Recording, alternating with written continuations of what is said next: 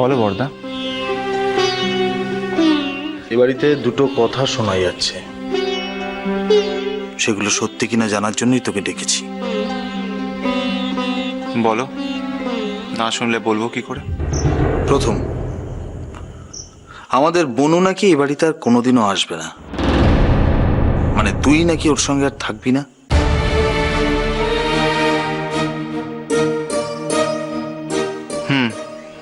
ঠিকই শুনেছ।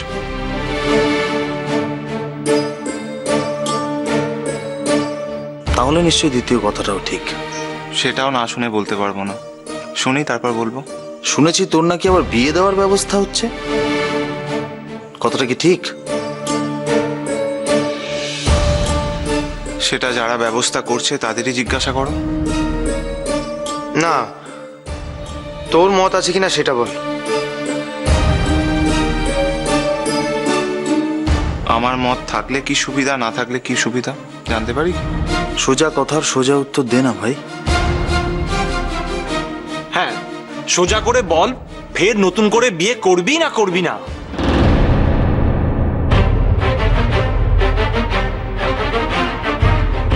যা করবি ভালো করে ভেবে নিয়ে করবি কিন্তু ভাই। আমি কিন্তু হলফ করে বলতে পারি, ফুলঝুরির মতো মেয়ে তুই কিন্তু জীবনে আর একটাও পাবি না। কথা শেষ তোমাদের?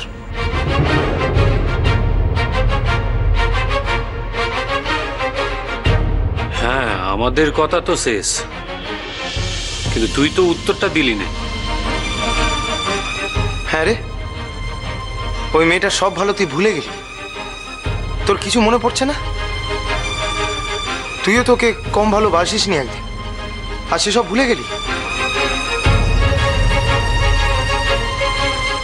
তার একটা অন্যায় তার সব ভালো ঢেকে দিল। অন্যায়? ফুলঝুরি তো কোনো অন্যায় করেনি।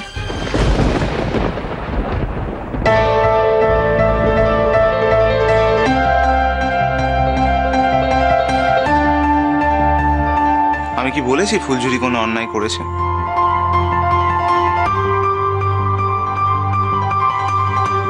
ইনফ্যাক্ট ও যেটা করেছে সেটা লাখে একটা মেয়ে করতে পারে কিনা সন্দেহ।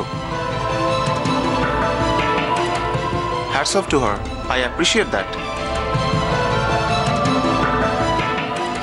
ইনফ্যাক্ট ও যেটা করেছে সেটার জন্য আমি ওকে মানুষ হিসেবে শ্রদ্ধা করি আর চিরকাল শ্রদ্ধা করব।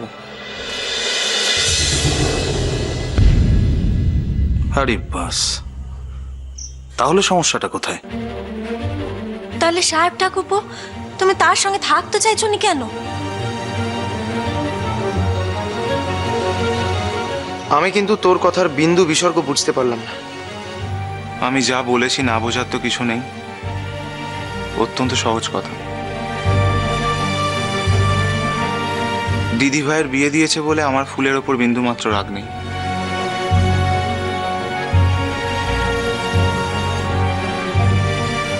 কিন্তু ও আমাকে অপমান করেছে,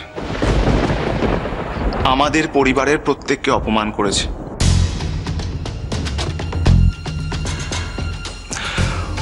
ওর যদি ওর মতে বিশ্বাস থাকতো তাহলে মাথা উঁচু করে সবার সামনে কেন বিয়ে দিল না?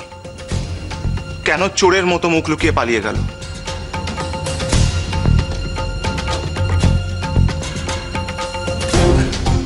স্বামী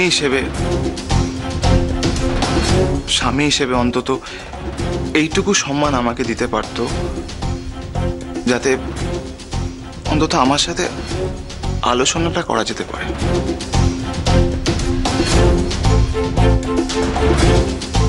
হ্যাঁ, এটা খুব অন্যায় করেছে ও, এটার জন্য তুই ওর উপর রেগে আছিস।